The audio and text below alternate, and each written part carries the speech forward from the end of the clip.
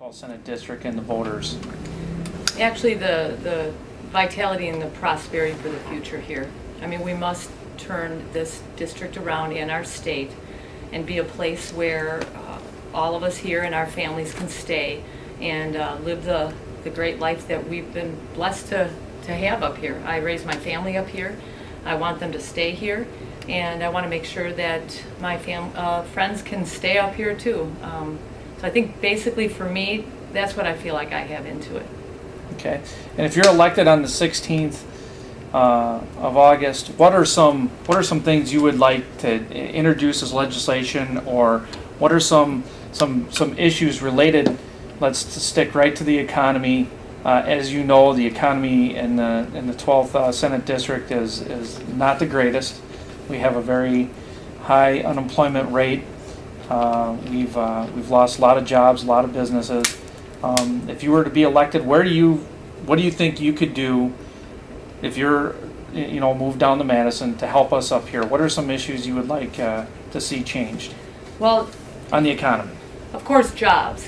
Jobs are the key to the whole solution.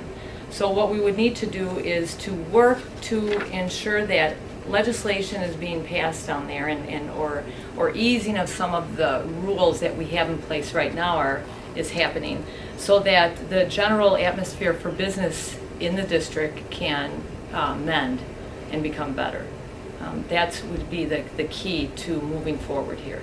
Okay, so are you saying we need to reduce regulations? I mean, are we overregulated?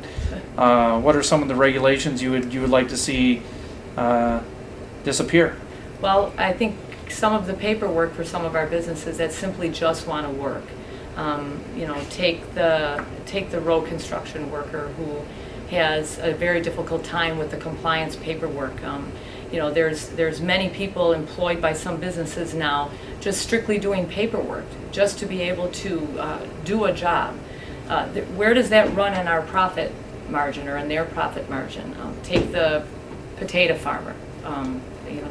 We have such a vast district. There's so many different concerns. Take the potato farmer, who is having a hard time just staying afloat with the high cost of everything these days, fuel costs and such. Why is it that he is forced to have such stringent regulations on how it is he gets his potatoes to market by, the collection and the hauling out of water that is washing the crop? There's one that when I've talked to quite a few potato farmers, and they're just shaking their head. It's very burdensome. I have a son-in-law who's a logger. There again, the paperwork is increasingly laborious and burdensome for them to do. Many things like that. If we could just kick back at some of that and make it easier for people just to simply exist here and do business, I think that would help. That would be a start. Okay. Well, I'll follow up. In the Northwoods, I'm going to be conservative in an estimate. We've probably got 20%, maybe more unemployment, if you count all the people who have given up looking for jobs. So obviously job creation is front and center. You talked about regulations. What about in the world of tax breaks, tax credits in return for job creation, and such things as rural enterprise zones? We have a lot of urban enterprise zones, and the Doyle administration funneled a lot of money to them. But what's your take on the tax break and tax structure side of it? Well, I feel that I do want to say that we do have, I think in every county we have a good economic team ready to go if we can get ourselves into the gear of where we can actually start attracting business. I think that the incentives to bring business here by dropping the tax obligation down for them is probably going to be a must, so that we can get them to come here. Don't forget, we're in competition with the other states in this country. Don't forget, we're in competition with the world out there.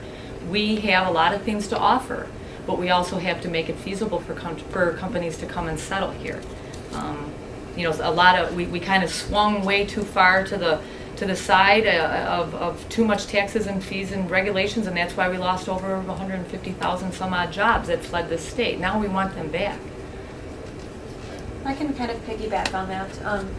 Do you then support the tax breaks that were granted to manufacturers in the most recent state biennial budget, and do you feel that it's going to benefit people in the Northwoods? Well, I think from the standpoint of wanting to be a person who is now going to try to court businesses to come to this district, I think we're going to have something there.